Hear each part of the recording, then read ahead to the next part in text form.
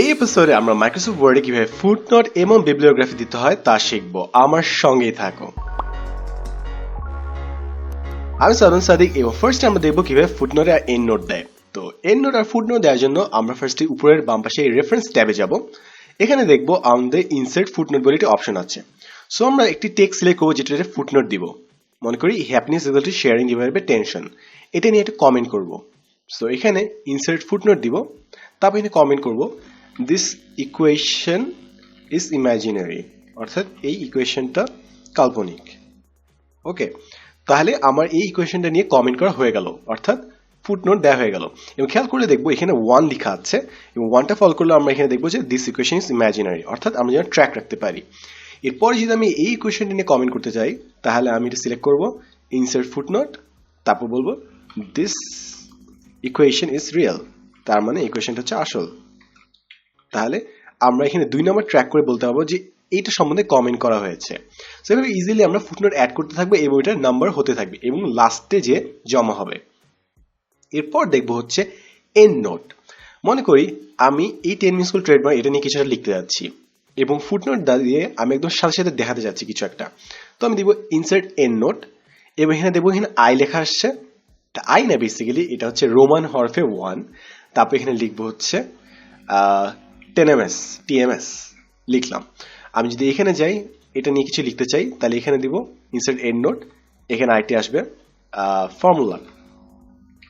তো footnote R and নোটের difference I guess আমরা বুঝছি যে এন্ড নোট লেখার সাথে সাথে এখানে স্টার্ট হবে এবং র্যাঙ্কিং রোমান অক্ষর দিয়ে হবে এবং অন্যটা হচ্ছে 1 2 3 4 দিয়ে হবে। চাইলে আমরা ওগুলো চেঞ্জ করতে পারি, বাট আপাতত ফুটনোটে এন্ড নোট আই হোপ আমরা বুঝছি যে কি কি কাজে লাগে। তো এই হচ্ছে ফুটনোটের এন্ড নোটের কাজ। সো আমি আপাতত এটা ডিলিট করে দিই, Ctrl Z প্রেস করি কয়েকবার, তাহলে আমাদের এন্ড নোটটা চলে যাবে। এবং আমরা চাইলে এখানে যেতে পারি এবং এখানে যে আমরা নাম্বার ফর্মে চেঞ্জ করতে পারি যে রোমান হরফে হবে নাকি 1 2 তে হবে, তারপর ফুটনোট কোথায় হবে, বটম অফ দ্য পেজ নাকি টেক্সটের ঠিক নিচে হবে, এন্ড নোট কোথায় হবে, সেকশনের পরে নাকি ডকুমেন্টের শেষে, এগুলো সব আমরা অপশন দিয়ে ঠিক করতে পারি, এমনকি নাম্বারিংও। সো এই হচ্ছে আমাদের ফুটনোটের এন্ড নোটের কাহিনী। এরপর আছে হচ্ছে আমাদের বিবলিওগ্রাফি। অনেক সময় এটা ঝামেলা হয় অনেক বড় বড় কাজে, যে রিসার্চ লিখতে হচ্ছে বড় বড়, তখন কোনো একজন রিসার্চার ভুল করে মেনশন করে নিল যে তিনি লেখাটা কোথা থেকে নিয়েছেন এবং তখন বলা হয় যে তিনি লেখাটা ফেক করেছেন। সো এইসব যেন না হয় আমাদের সবসময় রেফারেন্স দিতে হয় যখন আমরা রিসার্চে করছি। সো মনে করি আমি এই ফর্মুলাটার জন্য একটা রিসার্চের রেফারেন্স দিব, এটা নিউটন সাহেব সম্মত বানিয়েছিলেন, তাহলে আমি একটা মেনশন দেবো যে এইখানে নিউটন সাহেব বলেছিলেন। সো আমি এখানে যাব ইনসার্ট সাইটেশন, ইনসার্ট সাইটেশনে অ্যাড নিউ সোর্স, একটা কি জিনিস কোথেকে রেফারেন্স নিচ্ছি আমরা, বই থেকে। বই ছাড়া আরো অনেক জিনিস থেকে রেফারেন্স নেওয়া যায়। সো যার যেটা সেটা সিলেক্ট করবো। নিউটন সাহেব যেহেতু বই লিখেছিলেন সো বই দিব হচ্ছে আইজ্যাক নিউটন, নিউটন লিখেছিলেন। সো এই হচ্ছে আমাদের সোর্সের কিছু ইনফরমেশন। এরপর ওকে দিই, তাহলে দেখবো আমাদের এখানে বলা আছে যে নিউটন সাহেব এত সালে দিয়েছেন। ঠিক সিমিলারলি আমরা যখন ক্রিয়েট করি আমাদের সাইটেশনগুলো কিন্তু এখানে জমা হয়। সো একই বই থেকে বারবার নিতে হলে আমাদেরকে বারবার ক্রিয়েট করতে হবে না, আমরা যেখানে যাব সিলেক্ট করলে হয়ে যাবে। ফর এক্সাম্পল আমি আগে থেকে আমার একটা সাইটেশন তৈরি করে রেখেছিলাম যে আমি তৈরি করেছি। সো আমি হ্যাপিনেস এখানে যাব, ক্লিক করব, তারপর রেফারেন্সে যে আমার নাম দিয়ে দিলাম, তার এখানে আমার সাইটেশন চলে আসলো।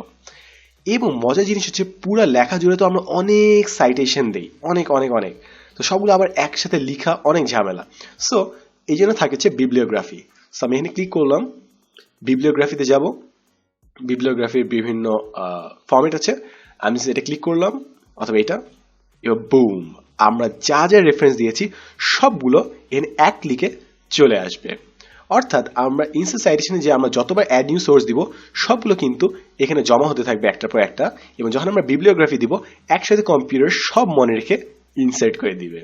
সেইভাবে আমাদের কাজ অনেক ইজি হয়ে যায় এবং আশা করি আজকে আমরা নতুন একটা জিনিস শিখেছি এবং এটা আমাদের অনেক কাজে লাগবে। সো আজকের জন্য এতটুকু, দেখাবেন নেক্সট এপিসোডে। আমি Sadan Sadiq, and as always thanks for watching. ও তোমার যদি মনে হয় এই টিউটোরিয়াল দেখলে অন্য কারো লাভ হবে, কাইন্ডলি তার সাথে শেয়ার করতে কিন্তু ভুলবে না।